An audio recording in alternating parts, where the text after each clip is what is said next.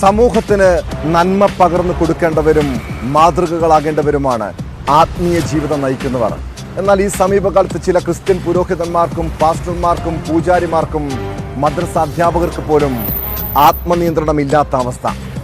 തിരുവനന്തപുരം കാട്ടാക്കടയിൽ 13കാരനെ ലൈംഗികമായി പീഡിപ്പിച്ച കേസിൽ അറസ്റ്റിലായത് ഒരു പാസ്റ്ററാണ്.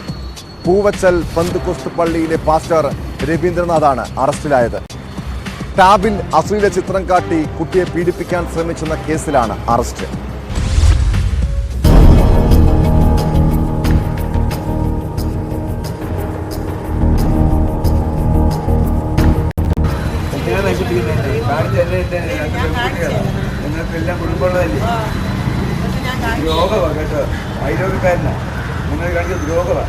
വട്ടിയൂർക്കാവ് കുലശേഖരം ലക്ഷം വീട് കോളനിയിൽ താമസക്കാരനും പൂവച്ചൽ കുറക്കോണമാലയിൽ പെന്തക്കോസ് പള്ളിയിലെ പാസ്റ്ററുമാണ് രവീന്ദ്രനാഥ്.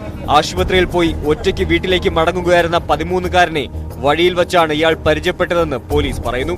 തന്റെ ടാബ് ശരിയാക്കി തരാമോ എന്ന് ചോദിച്ച് കുട്ടിയെ വിളിക്കുകയായിരുന്നു.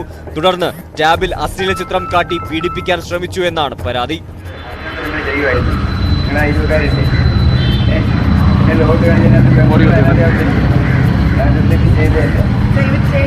ഭക്ഷണവും വെള്ളവും വാഗ്ദാനം ചെയ്തെങ്കിലും കുട്ടി ഓടിപ്പോയി ബന്ധുക്കളെ വിവരമറിയിക്കുകയായിരുന്നു. കാട്ടാക്കട പോലീസ് അറസ്റ്റ് ചെയ്ത പ്രതിയെ കോടതി റിമാൻഡ് ചെയ്തു. പ്രതിക്കെതിരെ സമാന പരാതികൾ മുൻപുണ്ടായിട്ടുണ്ടോ എന്നും പോലീസ് അന്വേഷിച്ചു വരുന്നു.